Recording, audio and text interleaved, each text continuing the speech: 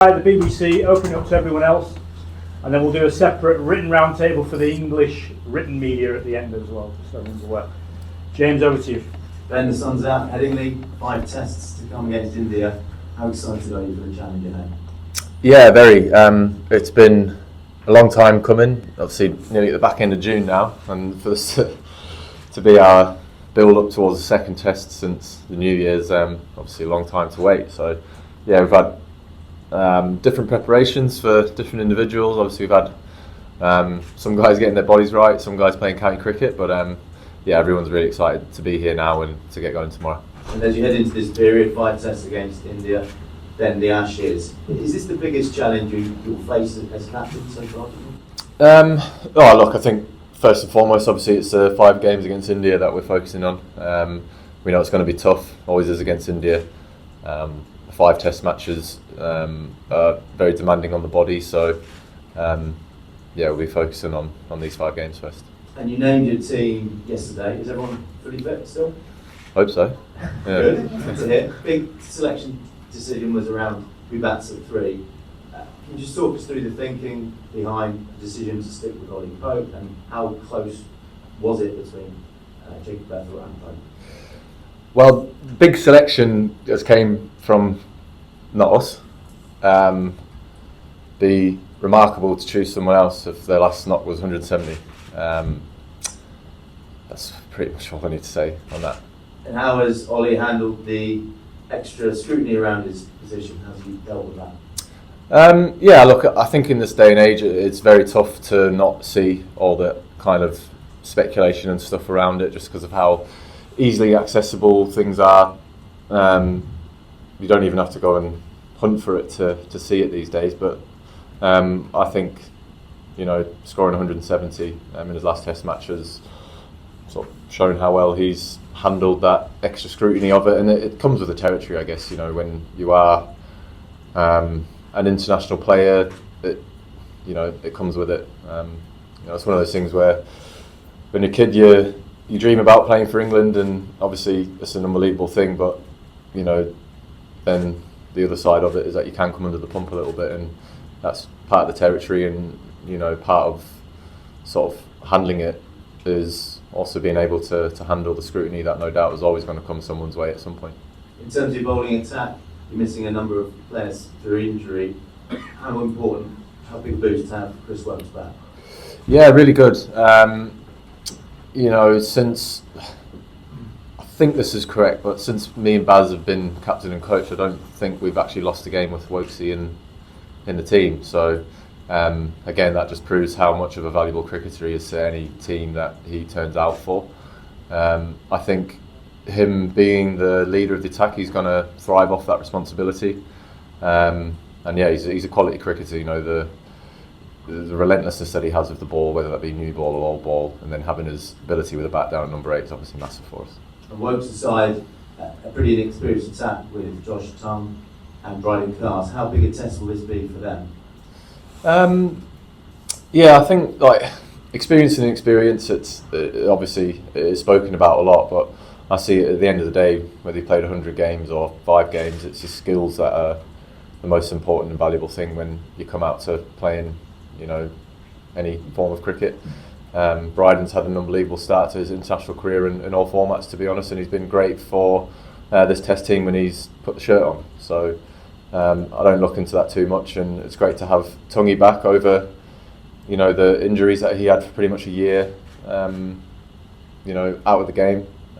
So to see him back playing for Notts and doing really well, and getting his opportunity again in England shirt, it's very exciting. So yeah, really looking forward to the boys going out there this week.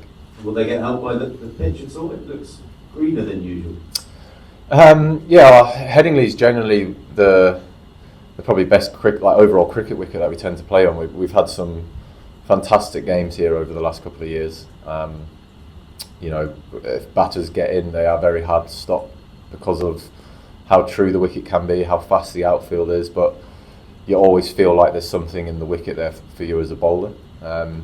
So yeah, well, I know there's scheduled 30-degree heat, but it is the north, so could turn up and it be 6 degrees, blowing a gale and raining. So yeah, just have to wait and see what the the lovely northern weather's got to offer us this week. Ben, could I just ask you, I mean, physically, I've been watching you train over the last couple of days, it seems from where we were standing that you've been absolutely 100%, but do you feel as good as you ever have done physically at the start of the test match series? God. Physically, well, I mean, when I was 20, I didn't even know what stiffness or anything was. Obviously now, 34, everything is just naturally just a little bit harder to do. But look, I've worked hard to be where I am here today, and physically where I'm at, it's great. Raring to go, and just a bit more sort of sensible, I guess, about my build-up.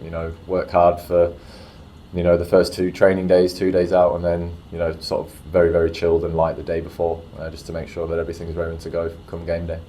Ben, it's obviously trying to win every test match you play. I know the broader aim of this kind of era of English test cricket has been to make it exciting and to bring people to test cricket.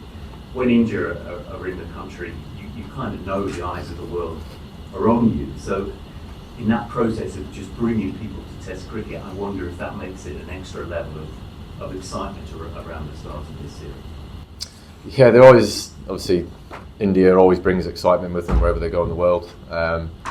We still want to be known as a team who play an exciting style of cricket, but now we are, not that we never wanted to win every game that we played, but it's sort of changing the sort of what we say, how we say it.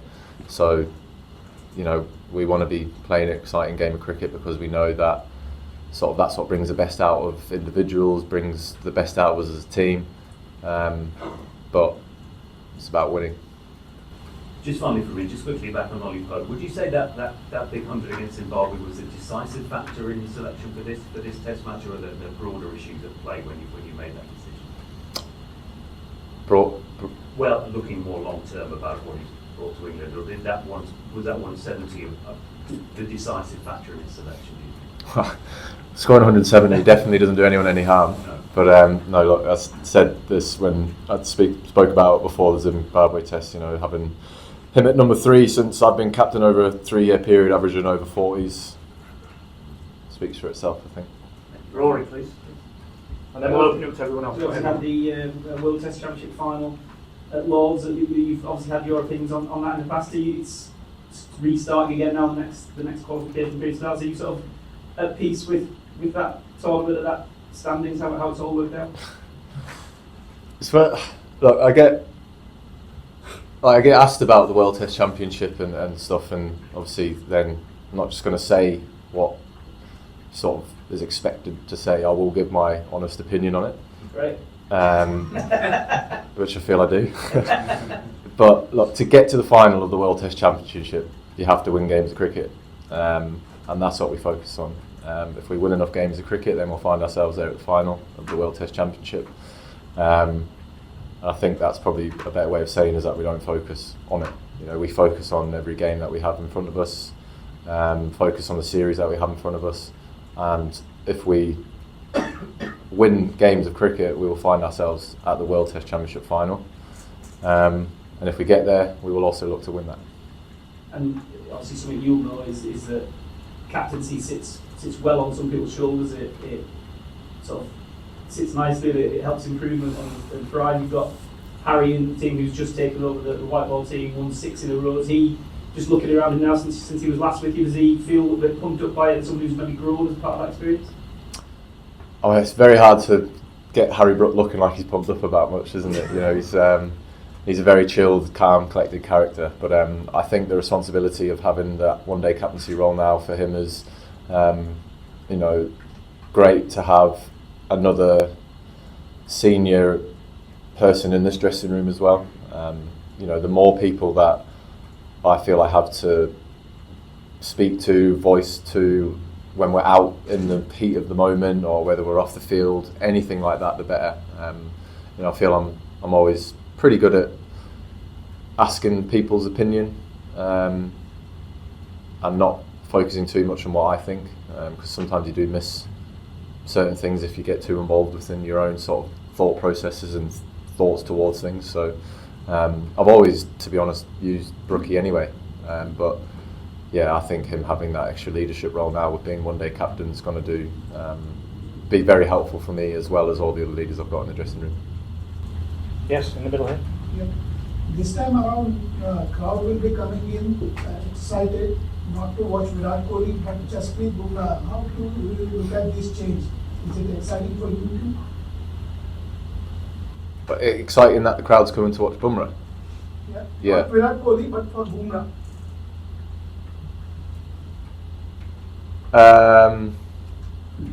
Yeah, so obviously there's been a lot of said about no Rohit, no Virat and no Ashwin.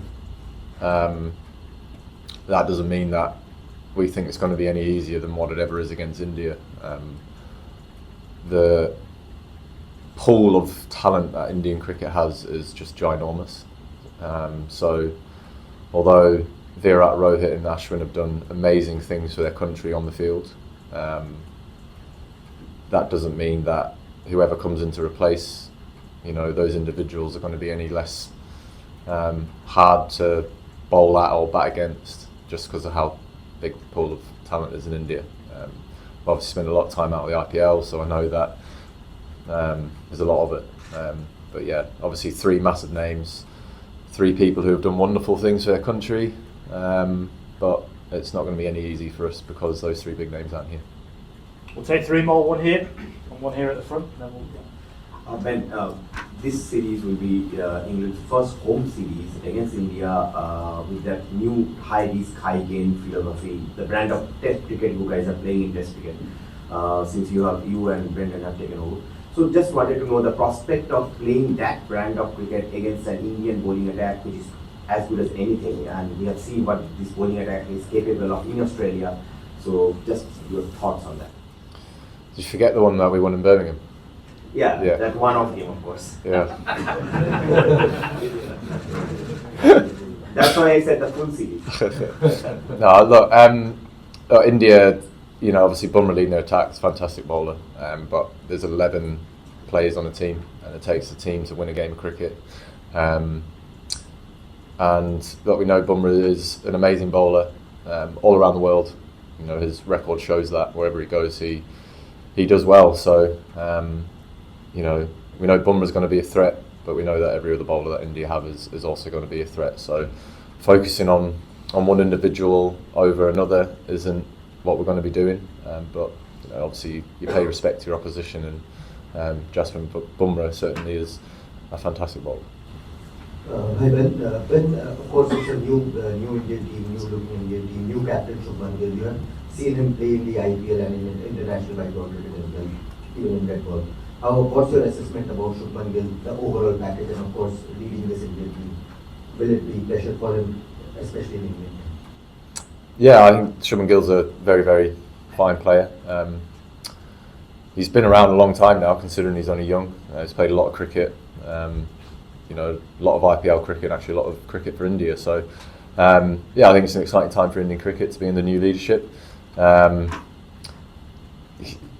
It's obviously a lot of pressure being captain of any Indian team, definitely. But it's an exciting time. I think it always is for teams when a new leadership role comes into it. Obviously he is my opposition for the next 6 weeks, so I won't go into it too much, but all the best. Okay, we're done. Thank you.